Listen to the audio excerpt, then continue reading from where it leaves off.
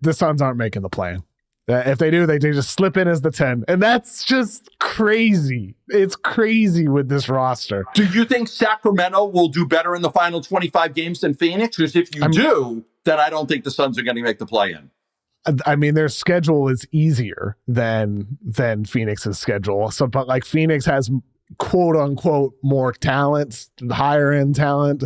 Phoenix should be better, but they're not. They're not. So I think I lean Sacramento with their slight edge right now in the standings and their easier schedule than Phoenix. Because like I mentioned those games, Phoenix has a brutal schedule, man. Like, that's hard. A lot of those games. There's a 10-game stretch. There's a 10-game stretch coming up where a lot of people are like, I don't know if they're going to win any of these games.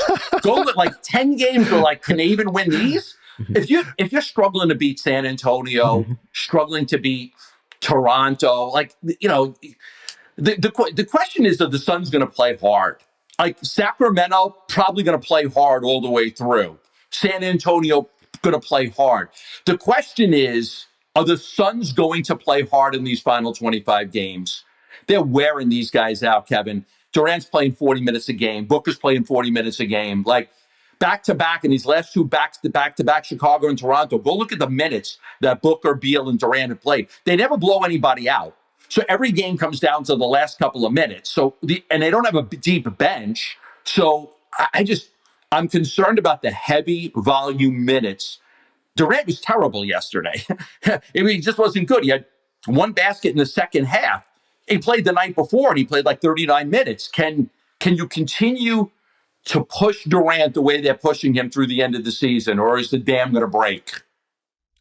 What was his quote the other day? Like he said something along the lines of about the adversity they're facing.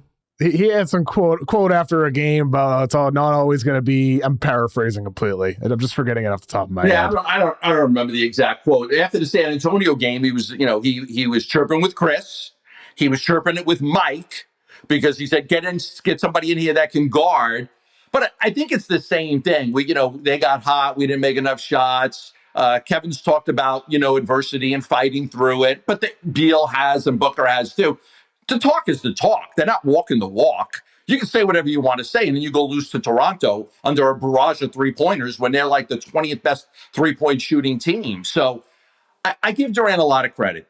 Faces the media after every game, answers every question. I mean, truly, I've been here for 30 years in Phoenix, one of the great superstars, and he does answer every question. He never shies away from it. And again, he operates individually of the team, so it's a little bit different. You got to surround him with the right cast, and I think that's the question. Phoenix has to look at themselves in the mirror when this season is over and say, did we surround them with the right cast? But it'll be too late because you can't come back and run it back again. You just can't. You have to move on. Dire times, Gambo. It was so fun just a few years ago. It was so fun. It was so fun. Made it to the NBA Finals, and you had a good young team, and you had all your draft picks, and then they trade Ayton, they trade McHale, they trade Cam. People love that team too, Kevin. Mm-hmm. Fans loved that team. Fans don't love this team. They're very frustrated with this team because of the underachievement. The expectations were just so high, and they've underachieved.